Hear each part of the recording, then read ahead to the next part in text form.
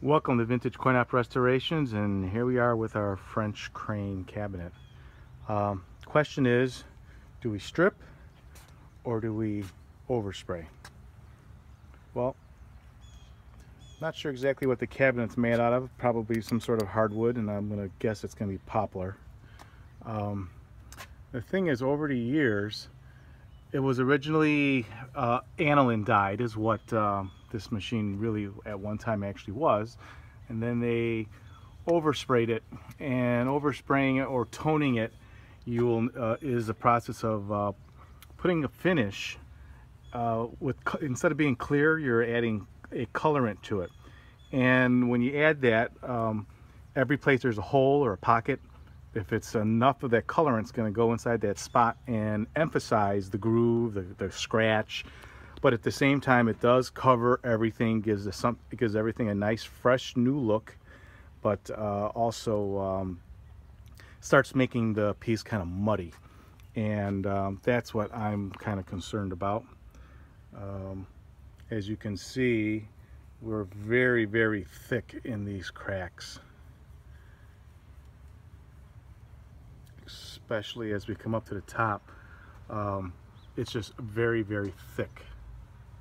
And what I would do if it were to be left alone would be, lightly scuff scratch all the surfaces, and then I would be spraying on a clear finish with colorant on it also to hide all these blemishes. And in fact, it'll make it a little bit darker. But every time you tone something, it's like paint. It's a clear finish with a sort of transparent finish in it, so it just makes it a little darker, and you start losing the grain of the wood. Here you can see how thick the finish is. It's, there's the original finish, which is shellac, and then there's polyurethane, there's drips, there's runs, and I would be just spraying over all of that, trying to make it an even tone, but you're masking all the bullshit that's underneath it, basically. You could see at one time someone did go by and try to do a little work, because you can see the escutcheon that's on there you can see as it steps, and then you can see someone, well, I don't want to take the escutcheon off, meaning the faceplate. I want to sand and strip around it. And here you can see that when they sand, you need to try to sand with the grain. And here it's across the grain. So no matter what we do, stain it, add colorant, you're always going to have those mistakes of somebody scratching the wood in the wrong direction. But they like to hear, you'll see this drip line, and this drip line is it's finish. It's finish that's been finished on top of it, so you can't remove it from just the top surface. Here the base, there are some holes, and yeah, I would like to fix them. That is using some fill and paint. After you fill those holes and gouges up, you paint the grain and you fill them in that way. So you're trying to repair it, but at the same time make it look original.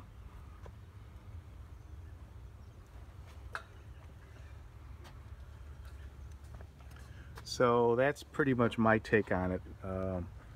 I would personally like to strip the whole thing down and start from fresh.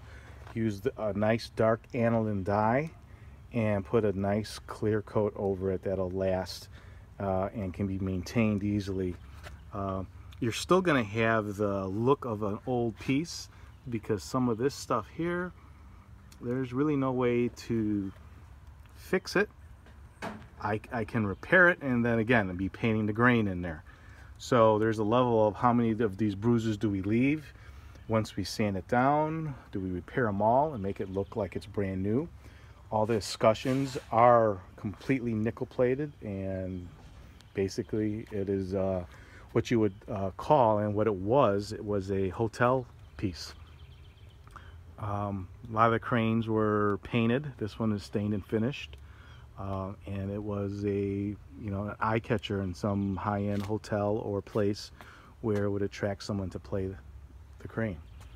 And the other thing on the inside, we'd be painting it completely, repairing it, but I like to paint the entire inside, so when you look inside of the mechanism, it'll be either like in an off-white cream base, or it could be stained. You can see it's got a lot of black there. We could paint it black, and all the different screw holes and everything that don't belong there, let's get rid of them. So just my thoughts on the French crane.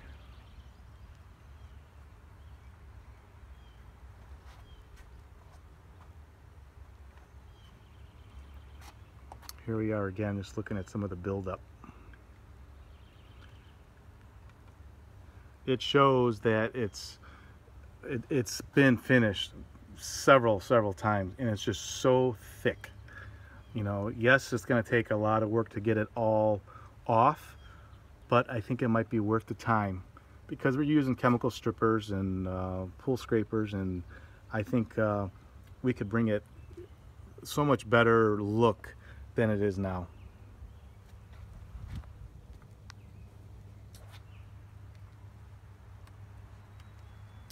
Thanks for watching.